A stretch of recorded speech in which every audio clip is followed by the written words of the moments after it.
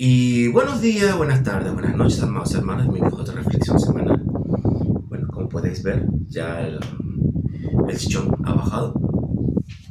Eh, los golpes ya gracias a Dios no me duele nada. Y ya gracias a Dios no ninguna mancha por allí del golpe.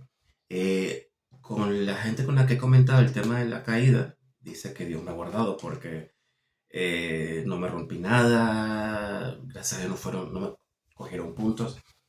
De verdad que es un milagro. Ahora que lo pienso en retrospectiva, Dios ha sido bueno conmigo. Y de verdad, Dios es bueno con todos nosotros. Antes de iniciar, quiero pedirle oración por tres personas, ¿vale? Primeramente por el papá de mi amigo Michel. Él sigue malito, sigue ingresado en el hospital. Por favor, apoyen la oración. Él tuvo una complicación de salud y está bastante malito. Vale, también le quiero pedir por la hija de mi primo Raquelita. Nació hace unos pocos días. Es una niña seimesina. Entonces, bueno, estaba ingresada hasta que agarre bastante fuertecita. Gracias a Dios nació bastante bien, pero bueno, tiene que cumplir, tiene que desarrollar sus pulmones y toda esta historia. Y por último, también le quiero pedir por el sobrino de mi hermana Luz, Jacobito. Es un niño que nació prematuramente y por complicaciones médicas también está hospitalizado. Entonces, para que Dios toque a estos niños y a este Señor para que los sane. En nombre de Jesús. Vale. Bueno, esa es la campana de la iglesia diciéndonos que ya son las 5 de la tarde. Vale. ¿Qué vamos a hablar hoy? Si os habéis dado cuenta, hemos estado yendo y viniendo en torno al tema de la crucifixión de Jesús, la resurrección. Pero quiero volver atrás un poquitín, ¿vale? Entre el momento de la muerte de Jesús y la resurrección. Porque casi que pasamos de inmediato de la crucifixión a la resurrección. Pero hay un detallito en el cual participan dos personas que casi la pasamos de soslayo. Y porque en verdad se habla muy poco de ellos, ¿verdad? ¿A qué me refiero? Vale, volvamos en contexto. Eh, si volvemos al libro del Evangelio de San Juan, en el capítulo 19, se nos relata todo lo que fue la sentencia de muerte de Jesús y la resurrección. Y en el capítulo 20 se nos habla de la resurrección, ¿vale? Si nos detenemos en el momento en que Jesús muere, nos damos cuenta de un detalle. Vamos a Juan capítulo 19, versículo 25 y escuchen esto. Estaban de pie junto a la cruz eh, la madre de Jesús, es decir, María, la hermana de su madre, la tradición dice que se llama Salomé, María, la mujer de Cleofás, y María Magdalena. Entonces, ahí tenemos cuatro personas, ¿verdad? Dos eran parientes cercanos de Jesús, ¿verdad? Y el versículo 26 agrega una persona más. Dice, Juan, cuando Jesús vio a su madre al lado del discípulo que la amaba, le dijo, apreciada mujer, ahí tienes a tu hijo. Entonces, ahí también estaba Juan, el discípulo amado, ¿verdad? Ahora fíjense, según la ley romana de la época, cuando un criminal que moría en la cruz, ellos no se hacían cargo del entierro, se tenía que hacer cargo directamente los familiares, ¿vale? Y por lo que vemos en los textos, no estaban ni los primos, ni los hermanos de Jesús, ¿verdad? Estaba únicamente María y su hermana. Pero ¿ustedes creen que María habría tenido cabeza para eso? Estaba viendo a su hijo crucificado en la cruz y me imagino que sería devastada y desolada, ¿verdad? No tendría cabeza para eso. Y es aquí donde aparece una figura que aparece creo que una vez en la Biblia, bueno, una vez en todo este relato, y que curiosamente aparece en los cuatro evangelios, aparece en Mateo, Marcos, Lucas, Juan. Si vamos al versículo 38, escuchen lo que dice.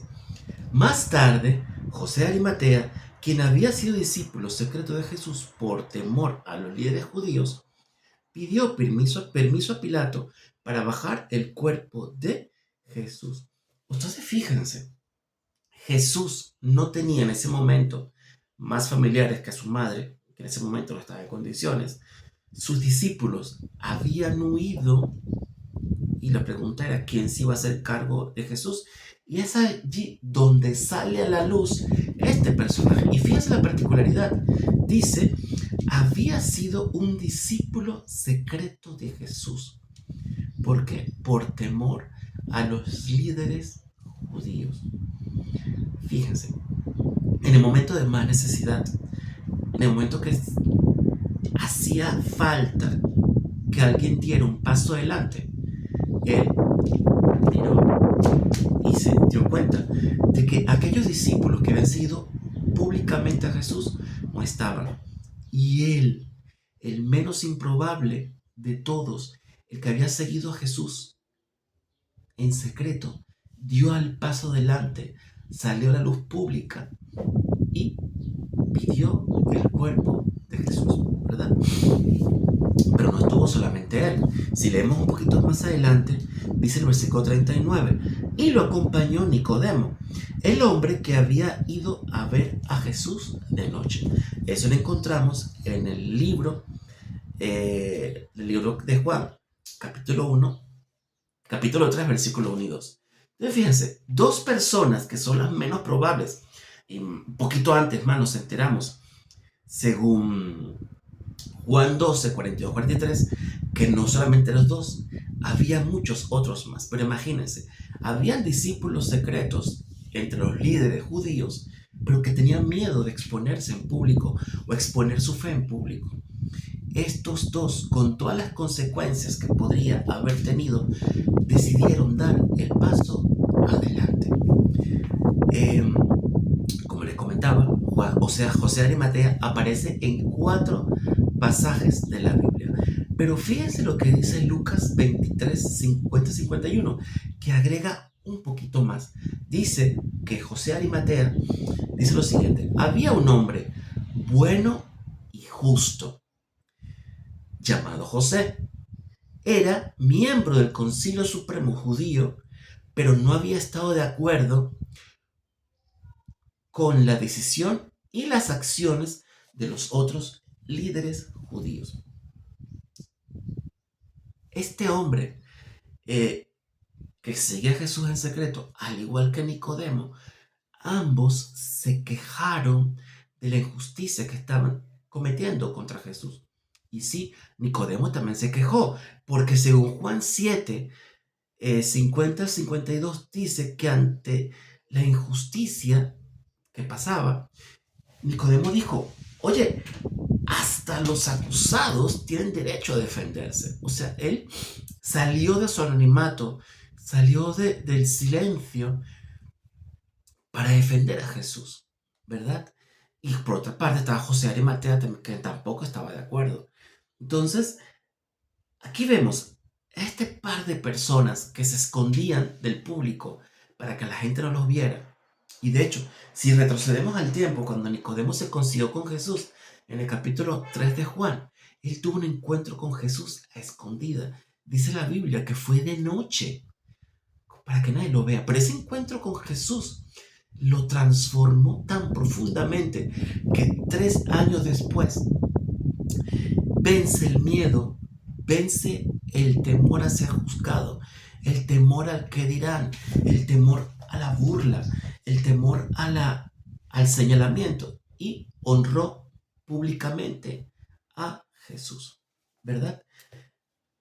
Y si nos fijamos bien, la historia de José de Arimatea y de Nicodemo es la historia de muchos de nosotros, ¿verdad? Se puede decir que es una especie de proceso espiritual o camino espiritual.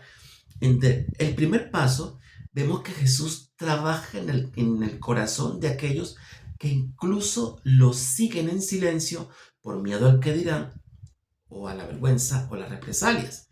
Segundo, cuando la fe es verdadera, nos impulsa a actuar ante las injusticias por amor a Dios. Y tercero, la verdadera transformación se evidencia en los momentos más oscuros de nuestra vida. Querido hermano, querida hermana, esta noche que te quiero dejar una pregunta.